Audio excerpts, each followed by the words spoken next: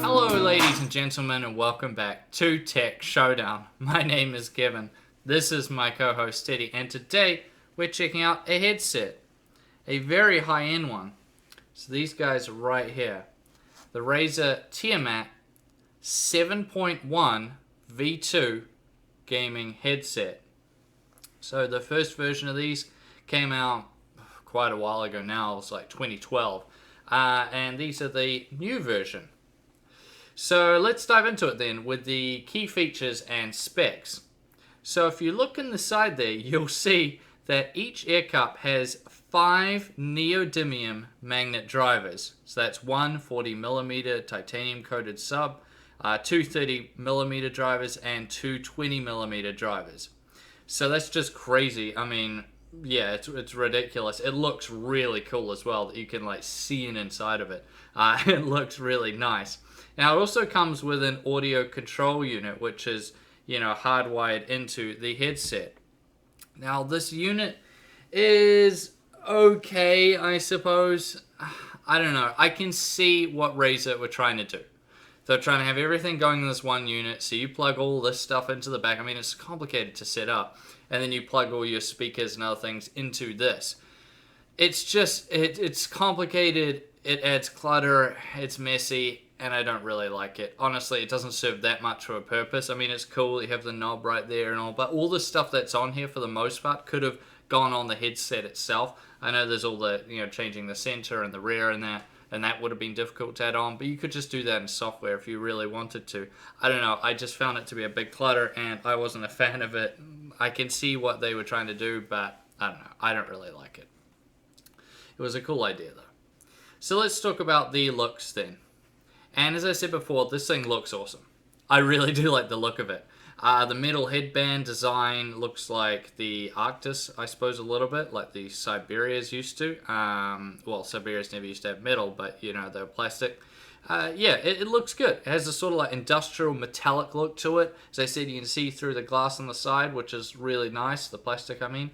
Yeah, I really like it. Looks good, really nice, looks premium, and it's quite beefy as well. It looks good on your head. So you guys can see, check them on. Looks flashy. Yeah, you can change the colors in here as well if you really want to change it to something else.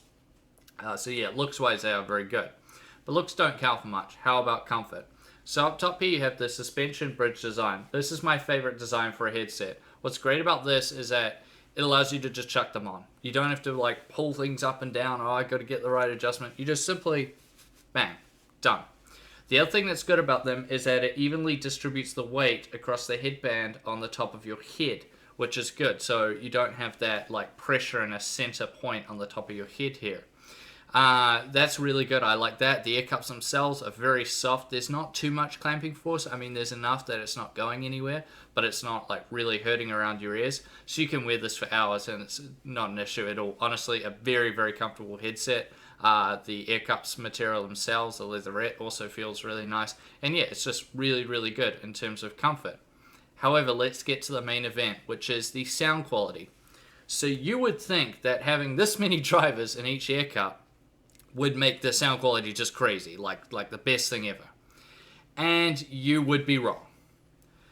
When I first put this on and tested it out, I made sure everything was connected up right. I double checked everything. I put this on and I started listening to some music, listening to some Logic, and I was just like sitting here like, what's wrong with this? This sounds terrible. It's tinny, it's muffled, there's not enough bass. What's going on? I tried change the settings, I updated it in Razer Synapse. Maybe I thought there was something wrong, need an update. Nothing worked. Nothing made it better. I just was shocked that it sounded this bad. I compared it to my Corsair Voids and to my girlfriend's HyperX Cloud 2s, and they were just a million times better. So I decided to go online, because I tested everything. I knew it wasn't something to do with setup. And people were saying, well, the issue is that you're using onboard audio, which in itself is a bizarre problem to have. Most people don't run a sound card. Most people just don't. They'll just run the onboard audio.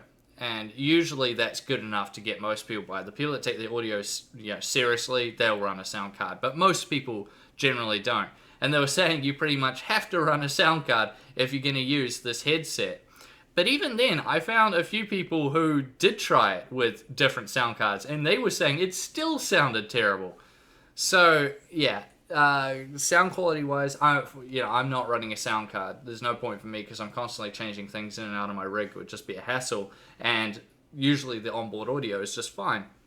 But yeah, guys, it just wasn't good, honestly. Yeah, as I said, muffled.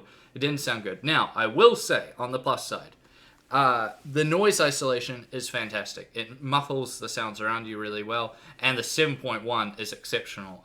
So if you're doing competitive gaming, maybe some Rainbow Six Siege, CSGO, things like that, you can really hear where people are around you when you turn the 7.1 on.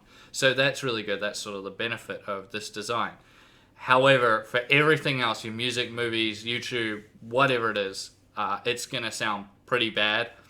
Maybe if you get a really good sound card, it might be good, but the fact of the matter is you're paying a lot of money for this headset as is. To have to buy a sound card on top of it, I just don't think it's worth it for the vast majority of people out there, especially since there's plenty of other headsets that you can just plug and play straight away and they sound a lot better than this one. Now let's move over to the mic quality then. So, mic quality-wise, it was decent. You have to turn it up a lot. The volume is quite low. The sensitivity, I should say, is quite low from standard. Once you do, it's clear enough. Everybody will be able to hear you. I don't think it'll be a problem. You might need to speak up a bit or boost the mic sensitivity quite a bit in software, more than just turning it up on the headset itself to get the voice, to get that up there enough, or else you'll always be quite quiet to people. But, I think it'll still be good enough. Anyways, I'll let you guys judge for yourself. So this is what the mic quality sounds like on this headset. So here we are with the microphone of the Tiamat. I think it's okay. I mean, this is the best case scenario. I've set it up all the right ways. Everything's set up perfectly. And it sounds pretty decent, but I mean, it's quite boosted up in that. You're going to need to speak up still a little bit with it, but it's clear, it's good enough, but you're going to have to really set up this microphone to get the most out of it. So yeah guys, that gives you an idea of the mic quality. As I said, it's not really ideal. That was showing you the best case scenario as well. That's me really fine tuning it in and not editing it as software, by the way. That's just a raw file, but setting it up the best way I could to give you the best example. So you will need to play around with it a bit to get the mic quality sounding right. Now let's move over to build quality then. Build quality. So Razer's got a bit of a funny reputation when it comes to build quality, but as always, I don't pay attention to rumors. I only deal with what I have in front of me, and I go into every review with an open mind. And as such, I think the build quality here is just fine. Metal on top, you see there's not too much flex. You always want a little bit. Air cups feel good.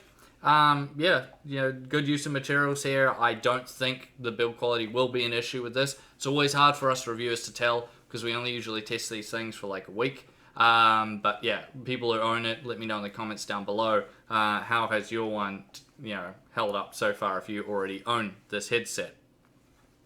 Which brings us finally to the conclusion then. What do I make of the Razer Tiamat 7.1 version 2 gaming headset?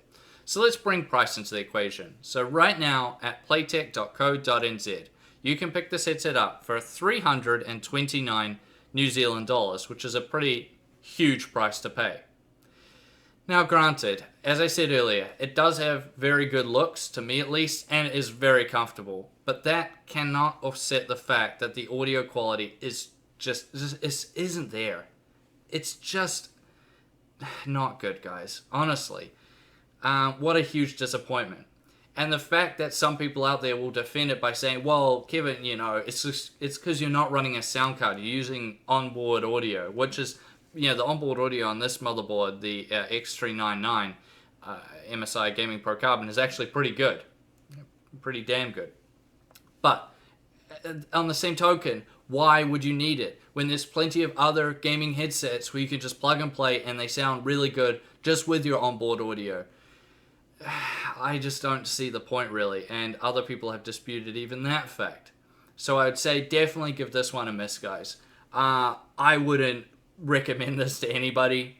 Even if you do have a sound card, I would say I would probably give it a miss, just because there's people out there that say even with a sound card it sounds bad. So I just wouldn't take the risk. Honestly, I mean, it looks good in that, but Razer, this is a big fail, and I don't like it at all, and I don't recommend it to you guys at all. And audio engineers that I've spoken to who know a lot more of the technical stuff than I do have told me that there's several flaws with this design as well. I won't get into that stuff because it's much too technical even for me, but they just said the design itself was flawed. Maybe you guys that are super smart with the audio stuff as well will be able to explain that in the comment section down below. But yeah, that's what I've heard as well from those people. So yeah, give this guy a miss. Honestly, as a replacement or one I would recommend instead, SteelSeries Arctis 7. That's wireless, a very good wireless headset, premium headset, and I would pick that one any day of the week over the Tiamat 7.1 V2. That is for sure. Now, I thank you all for watching this video. Please subscribe to Tech Showdown if you haven't already, and like the video. And as always, I'll see you guys next time.